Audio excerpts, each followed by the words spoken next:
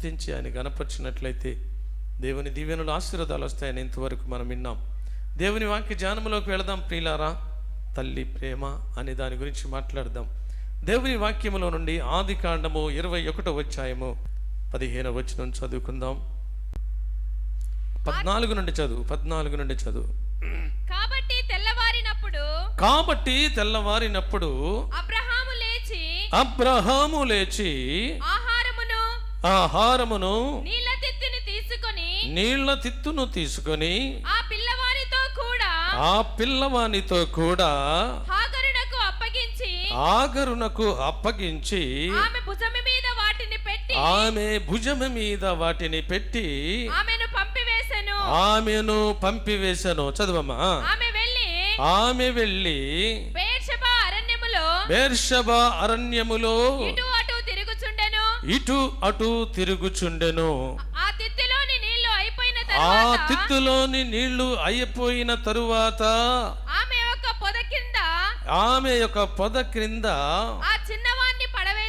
ఆ చిన్నవాణిని పడవేసి ఈ పిల్లవాని చావు నేను చూడలేనని అనుకొని ఆ ఇంటి వేత దూరము వెళ్ళి అతనికి ఎదురుగా కూర్చుండెను. ఆమె ఎదురుగా కూర్చుండి ఎలుగెత్తి ఏడ్చుచుండెను. దేవునికి మహిమ కలుగును గాక. హల్లెలూయా. గట్టిగా చెప్దాం, హల్లెలూయా. ఒక తల్లి తన బిడ్డ బాధను చూసి ఆ బాధ చూడలేక, ఆ వేదన చూడలేక, ఆ కష్టం చూడలేక, ఉన్నవారు లేక, అయినవారు లేక, ఎవరూ లేక అరణ్య మార్గంలోనికి వెళ్ళి ఒక తల్లి తన బిడ్డను చూసి వేదన పడుతున్నటువంటి వేదన. ఏ వేదన పడుతుందంటే సామాన్యమైనటువంటి వేదన కాదు. ఎట్లా ఏడుస్తుందంట? ఎలుగెత్తి ఏడుస్తూ ఉందట. దేవునికి మహిమ కలుగును గాక. హల్లెలూయా. తనకున్నటువంటి ప్రేమ, తనకున్నటువంటి వాత్సల్యత, తనకున్నటువంటి తన మీద ఉన్నటువంటి మమకారం మనకు కూడా ఉంటుంది కదా. బిడ్డల మీద మమకారం. మన బిడ్డలు కష్టపడితే, మన బిడ్డలు ఏదన్నా ఇరుకులో ఇబ్బందులు పడితే ఎంతో బాధపడుతూ, ఎంతో వేదన చేస్తూ వారి గురించి ప్రార్థన చేస్తాం, మొరపెడతాం, ఎలుగెత్తి ప్రార్థన చేస్తాం, కన్నీటితో ప్రార్థన చేస్తాం. కానీ ఇక్కడ చూసినటువంటి స్త్రీ ఆ కన్నీటితో ప్రార్థన చేయట్లేదు, కానీ ఆ అనుభవం కలిగినటువంటి ఆ మనిషి అయ్యుంటున్నది. అబ్రహాము కుటుంబంలో నుండి బయటికి వచ్చేసినటువంటి స్త్రీగా కనబడతా ఉంది.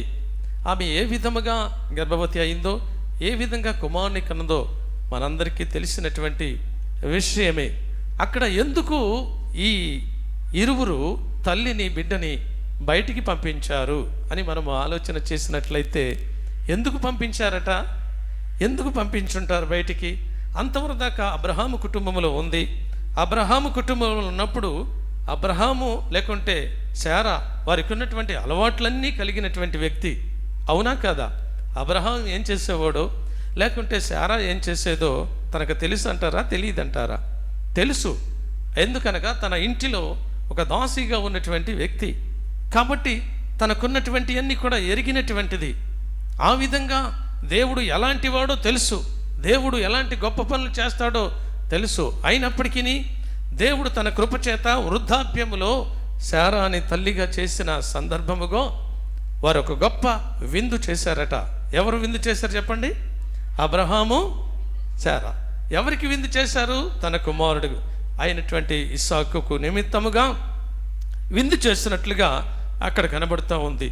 విందు చేసినప్పుడట తన దాసి, తన కుమారుడు కూడా ఆ శారాను చూసి ఏం చేశారంట? చెప్పాలి, ఏం చేశారు? చూడండి, దేవుని వాక్యం చదువుదాం. ఐగుప్తురాలైన హాగరు 8వ వచనం చదువమ్మా.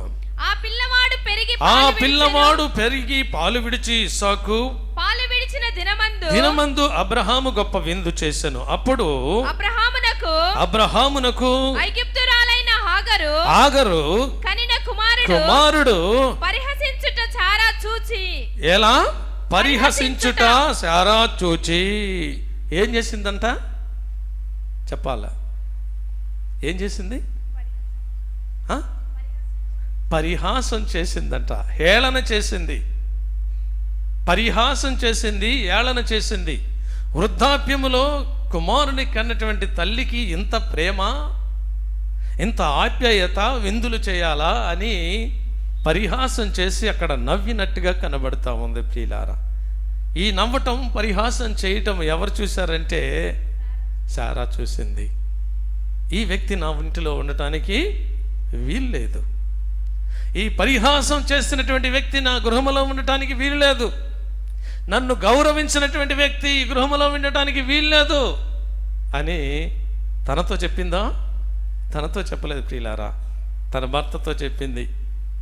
ఉండటానికి వీల్లేదన్నప్పుడు అప్పుడు అబ్రహాము శారా మాట విని, అక్కడ జరిగింది ఏంటంటే ఉదయాన్నే ఇక్కడ 14వ వచనంలో, కాబట్టి తెల్లవారినప్పుడు అబ్రహాము లేచి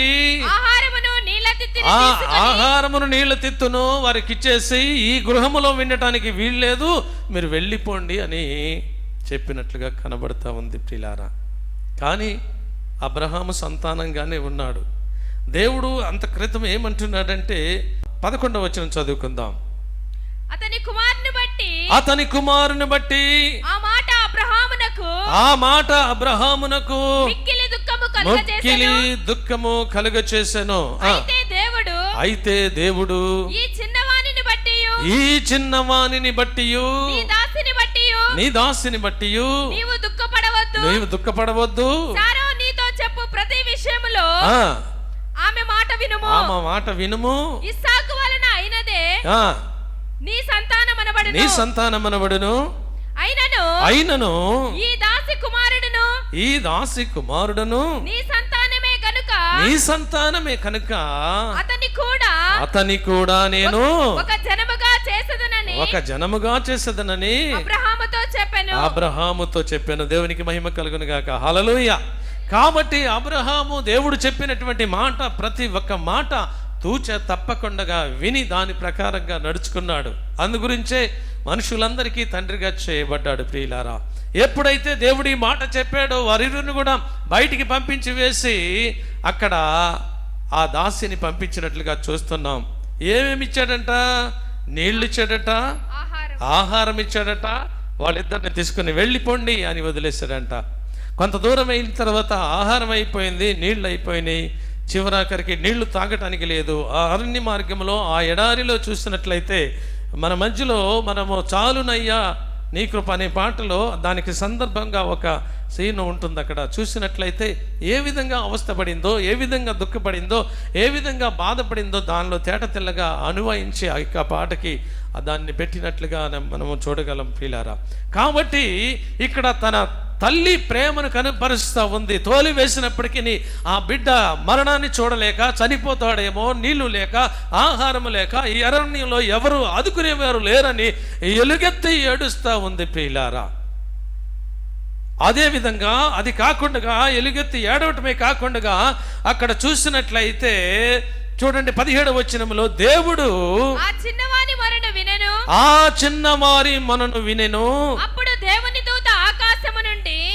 దేవుని దూత ఆకాశము నుండి ఆగరును పిలిచి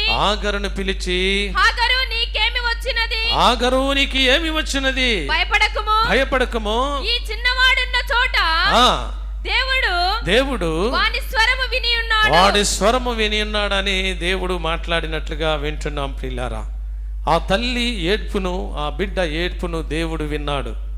నిజంగానే మనం కూడా ఎంతో దుఃఖపడతాం బిడ్డల గురించి. వారి కష్టాలు వచ్చినప్పుడు, ఇరుకులు వచ్చినప్పుడు, ఇబ్బందులు వచ్చినప్పుడు. ప్రియులారా, ఒక గ్రామములో 2 భార్యాభర్తలు ఉన్నారంట. 2 భార్యాభర్తలు దేవుని కృపను బట్టి వారు దేవుడు 2 గర్భఫలాలను ఇచ్చాడట. ఒక కుమారుడిని, ఒక కుమార్తెని ఇచ్చాడట. కొంతకాలం అయిన తర్వాత వారు పిల్లలు ఎదగక ముందే తన భర్త తనను విడిచి దూరంగా అక్రమ సంబంధం పెట్టుకుని వెళ్ళిపోయాడట.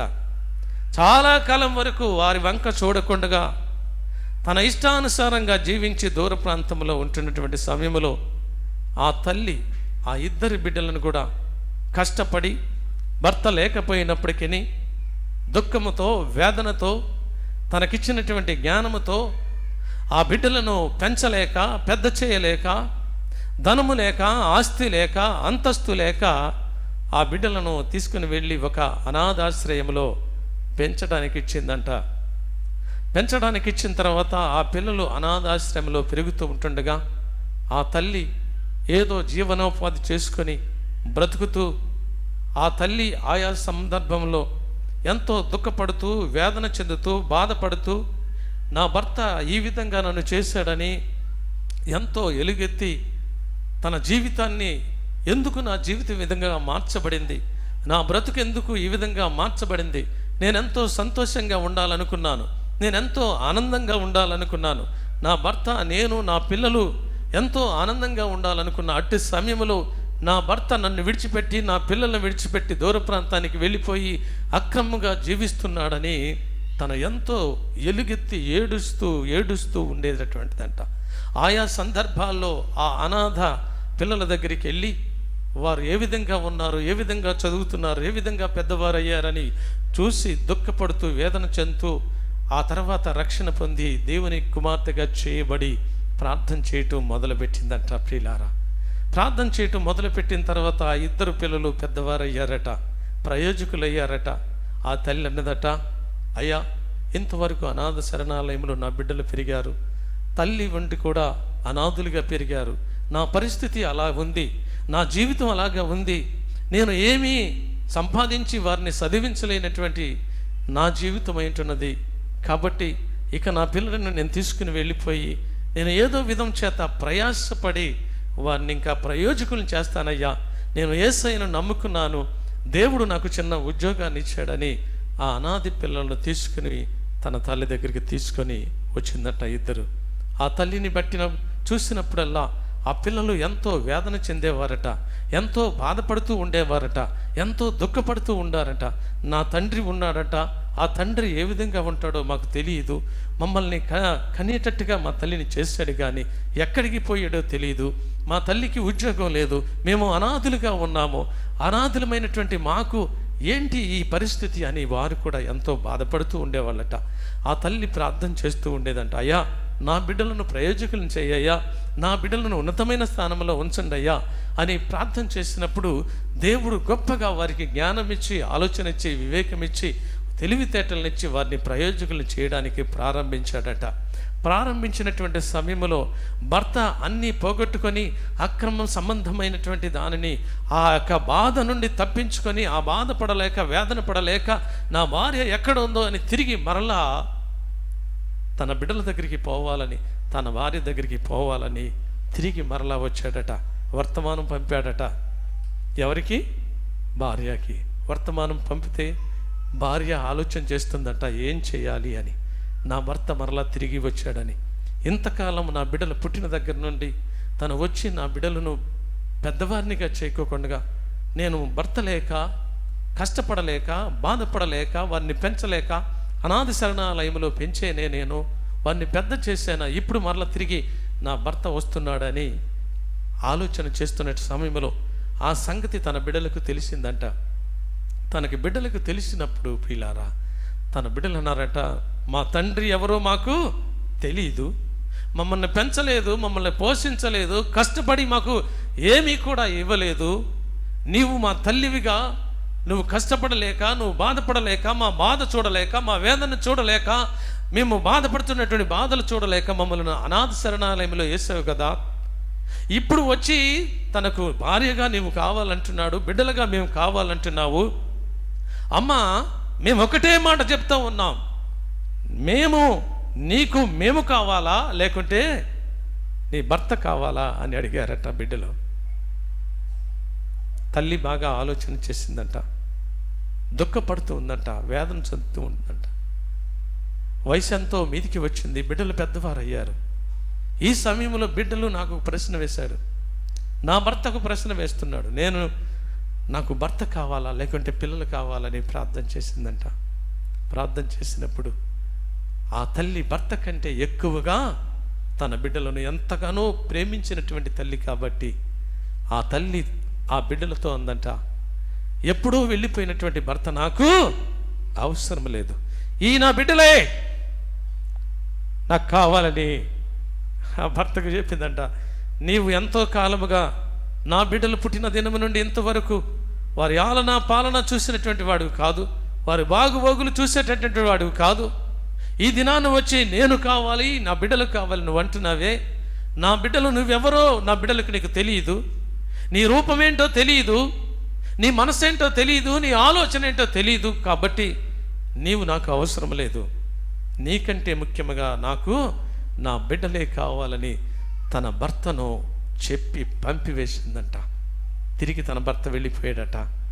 ఆ తల్లి ఆ బిడ్డలతో ఆ తల్లి ప్రేమను చూసి ఆ బిడ్డలు ఎంతో సంతోషపడి ఆనందపడి, ఇదిగో మా తల్లి మమ్మల్ని ఎంతగా ప్రేమించింది, ఎంతగా ప్రేమించింది, మా బాధలను, మా కష్టాలను, మా ఇరుకులను, మా ఇబ్బందులను ఎరిగినటువంటి తల్లి తన సంతోషము కంటే మా సంతోషాన్ని కోరుకుందని ఆ బిడ్డలు సంతోష ఆనందములతో దేవుని బిడ్డలుగా చేయబడి యేసయ్య ఎంత గొప్ప మేలు చేసాడని వారు సంతోష ఆనందములతో దేవుణ్ణి స్తుతించారట. దేవునికి మహిమ కలుగును గాక. హల్లెలూయా.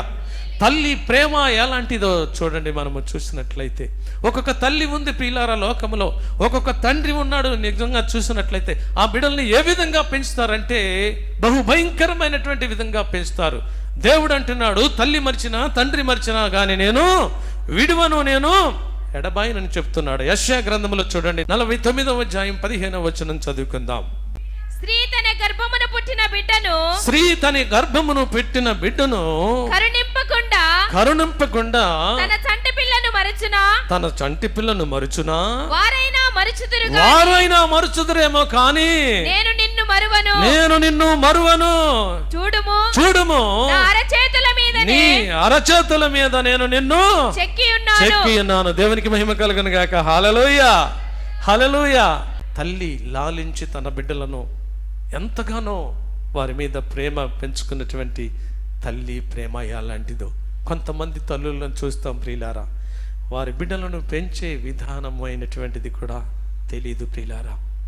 కొంతమంది బిడ్డలు తల్లుల ద్వారా తన మార్గాన్ని తప్పి భయంకరమైనటువంటి జీవితాలు జీవించేటటువంటి పిల్లలు కూడా ఉన్నారు. తల్లి ప్రేమ అలాంటిది కాదు. తల్లి ప్రేమ ఎలాంటిదంటే తన బిడ్డలను ప్రయోజకులను చేసి వారి కోసమే తన ప్రాణాన్ని త్యాగం చేసే తల్లిగా ఉండాలని ఇది నాన్న పరిశుద్ధాత్మ దేవుడు స్త్రీలైనటువంటి మీకు, తల్లులైనటువంటి మీకు హెచ్చరిక చేస్తున్నాడు. ఒక తల్లిని మీకు చూపిస్తాను బైబిల్ గ్రంథంలో. ఆ తల్లి ఏం చేసిందంటే భయము కలిగి ఉండవలసినటువంటి ఆ కుమార్తె, భయభక్తులు నేర్పించవలసినటువంటి ఆ కుమార్తెకి భయంకరమైనటువంటి చెడ్డ అలవాట్లు నేర్పించే తల్లిగా చూస్తూ ఉంటాం. దేవుని వాక్యంలో చూద్దాం ఆ తల్లి ఎలాంటి మాటలు నేర్పించిందో చూడండి. ఒక భక్తి కలిగినటువంటి వ్యక్తిని పాడు చేయడానికి లేంటే చిరత్యాగం చేయడానికి చేసిన సంఘటన తెలుసుకుందాం. మార్కు సువార్త 6వ అధ్యాయము 17వ వచనం నుండి చదువుకుందాం. హేరోదు తన సహోదరుడగు ఫిలిప్పు భార్య అయిన హెరోదియాను పెళ్లి చేసుకొనినందున యోహాను నీ సహోదరుని భార్యని చేర్చుకొనుట నీకు న్యాయము కాదని హేరోదుతో చెప్పాను. దేవునికి మహిమ కలుగును గాక. హల్లెలూయా. ఒక రాజు తన సహోదరుని భార్యని తన భార్యగా చేసుకుని ఉంటున్నాడంట. ఎంతో భయంకరము. అది తప్పు, అది మంచిది కాదు అని ఒక దైవజనుడు, ఎవరో మీకు తెలుసు, యోహాను, అక్కడ చెబుతా ఉన్నాడట. అయ్యా, నువ్వు రాజువి, పరిపాలించేటటువంటి దేవుడివి, ఈ ప్రపంచాన్నంతటిని కూడా పరిపాలించాలి, రాజ్యాన్ని పరిపాలించాలి, నువ్వు దేవుడు కృపనిచ్చాడు కదా. నీ తమ్ముడు భార్య అయినటువంటి దాంతో అక్రమ సంబంధం పెట్టుకొని తప్పు చేస్తున్నావు అయ్యా, నువ్వు రాజుగా ఏ విధంగా ఉంటావని అక్కడ ఖండించినట్లుగా మనం చూస్తూ ఉన్నాం ప్రియులారా. తనకి ఒక కుమార్తె ఉంది, అవునా? ఆ కుమార్తెను కూడా పెంచి పెద్ద చేసింది. అయితే చూడండి పిల్లలు, అక్కడ చదువుకుందాం. అనినందుకు, అక్కడ నువ్వు తప్పు చేస్తున్నావు అన్నందుకు ఆయన మీద రాజు తర్వాత ఆ యొక్క సహోదరి అక్కడ తనకు చేసుకున్నటువంటి భార్య కూడా తన మీద కోపం పెంచుకున్నారు. చూడండి అక్కడ చదువుకుందాం దేవుని వాక్యాన్ని. హేరోదియా అతని మీద పగబట్టి హేరోదియా అతని మీద పగబట్టి అతని చంపింపగోరెను కాని అతను చంపింపగోరెను కానీ ఆమె చేత కాకపోయెను. ఆమె చేత కాకపోయాను. ఎందుకనగా యోహాను నీతిమంతుడును పరిశుద్ధుడును మనుషుడని హేరోదు ఎరిగినటువంటి వాడు. రాజు తెలుసు ఈయన చెప్పినటువంటి వ్యక్తి అలాంటి వాడు. యోహాను ఎలాంటి వాడంట? పరిశుద్ధుడును నీతిమంతుడును మనుషులందరికీ కూడా మేలు చేసేటటువంటి విధముగా అక్కడ కనబడుతూ ఉన్నాడు. ఒక మనిషి నీ జీవితం బాగోలేదు, నీ మాటలు బాగోలేదు, నీ ఆలోచనలు బాగోలేదు, నీ నడవడికలు బాగోలేదు అని చెప్పినప్పుడు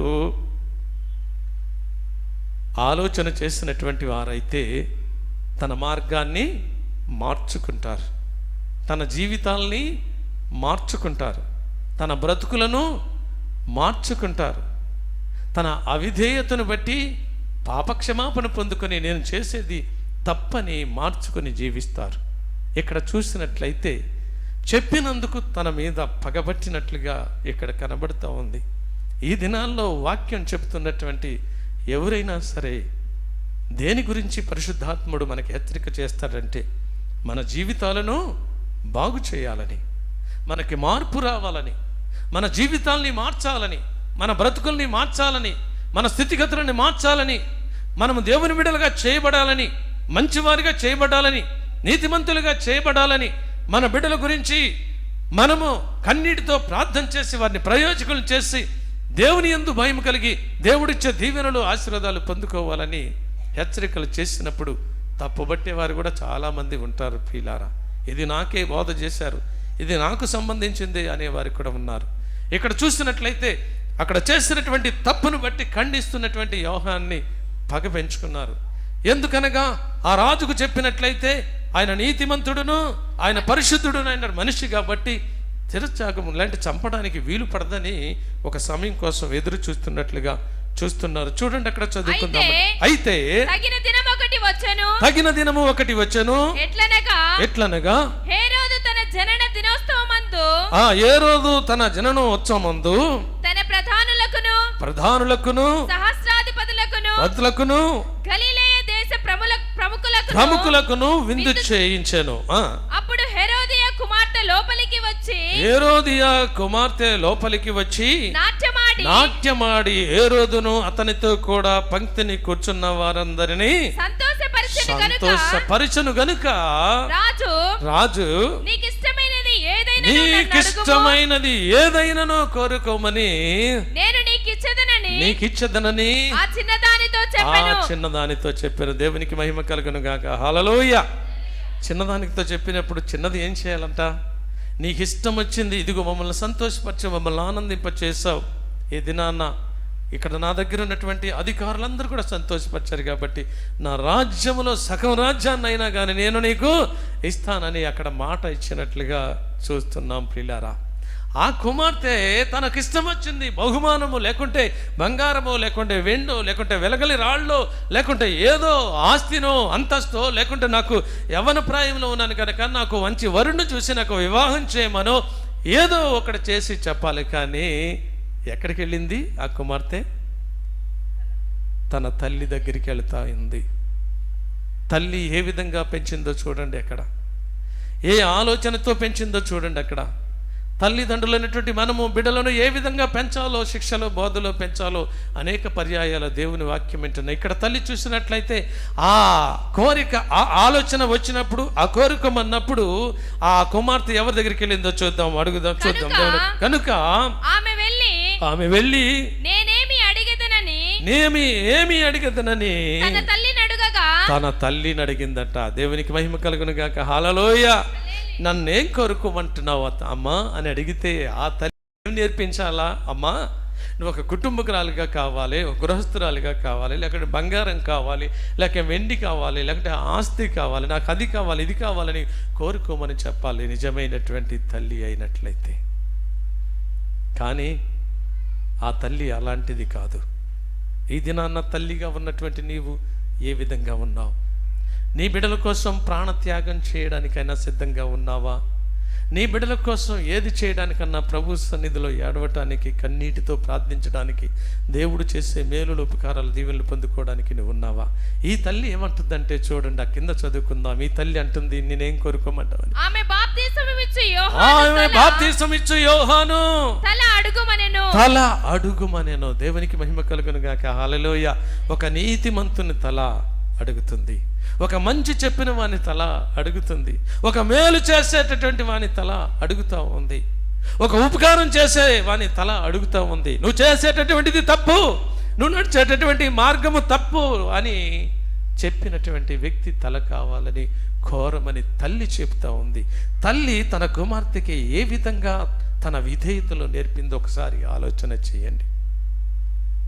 ఆ తల్లి ఆలోచనను బట్టి ఆ నీతిమంతుణ్ణి అక్కడ తల శిరత్యాగం చేయబడింది. ప్రియులారా, రాజు మాట ఇచ్చినటువంటి తప్పడు కనుక ఆ బాధ పడలేక అక్కడ చూసినట్లయితే రాజు పడినటువంటి బాధ చదువు ఒక మాట నేను ముగిస్తున్నాను.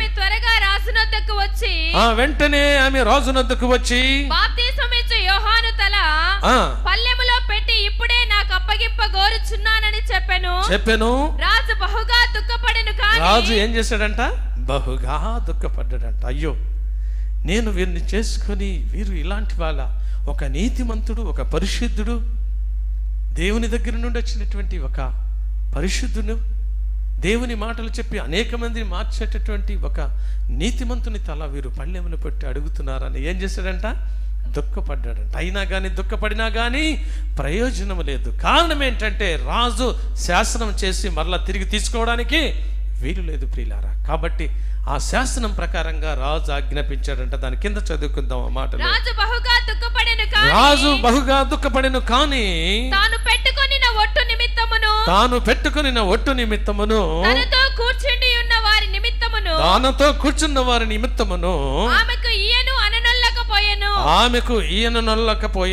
వెంటనే రాజు అతని తల తెమ్మని ఆజ్ఞాపించి ఒక బంట్రౌతును పంపెను. వాడు వెళ్లి చెరసాలలో అతని తలగొట్టి పల్లెములో ఆ తల పెట్టి తెచ్చి ఆ చిన్నదాని ఇచ్చెను. ఆ చిన్నది తన తల్లికిచ్చెను. యోహాను శిష్యులు. కాబట్టి ప్రియులారా, అక్కడ ఉన్నటువంటి తల్లి ఎలాంటిది? హాగరు ఏ విధంగా తన బిడ్డ కోసం ఏడుస్తూ ఉంది, ఎలుగెత్తి ఏడుస్తూ ఉంది, నా కుమారుడు చనిపోతాడేమో. దేవుడు దర్శనమిచ్చి మాట్లాడి ఆ కుమారుడిని బ్రతికించేటట్టుగా చేశాడు. ప్రియులారా, ఆ తల్లి ప్రేమ ఎలాగ ఉంది?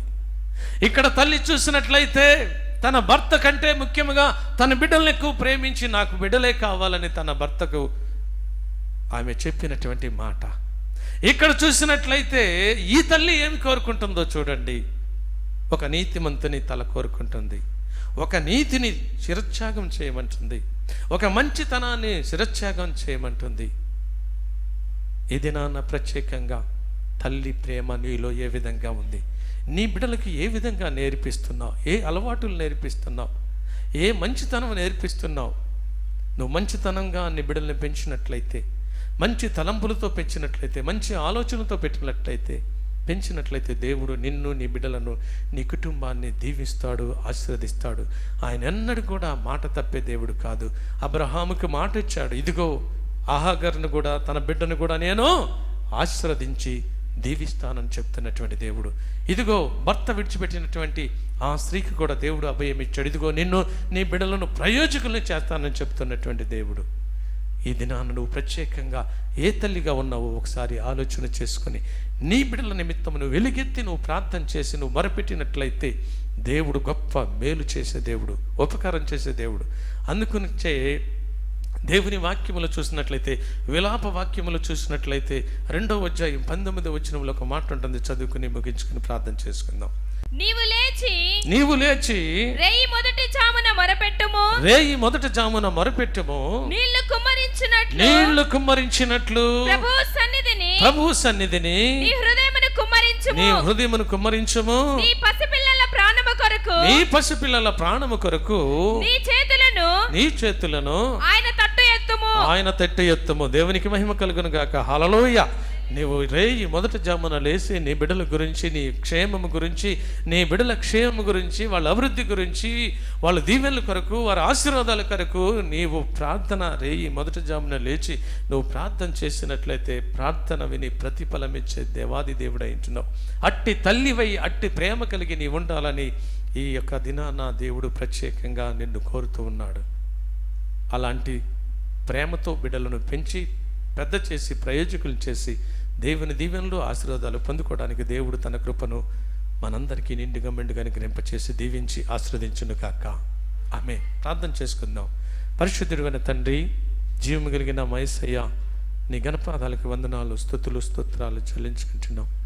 నీ మహాకృపను బట్టి ఈ దినం ప్రత్యేకంగా తల్లి ప్రేమను గురించి మాట్లాడిన దేవా, ఆ తల్లి ఏ విధంగా ఎలుగెత్తి ఏడ్చినప్పుడు మీ దేవదూతను పంపించి ఆ బిడ్డ మొర విని ఆయా కావలసినటువంటి కృపను ఇచ్చిన ఆయన మీరు మహిమ పొందినందుకు వందనాలు.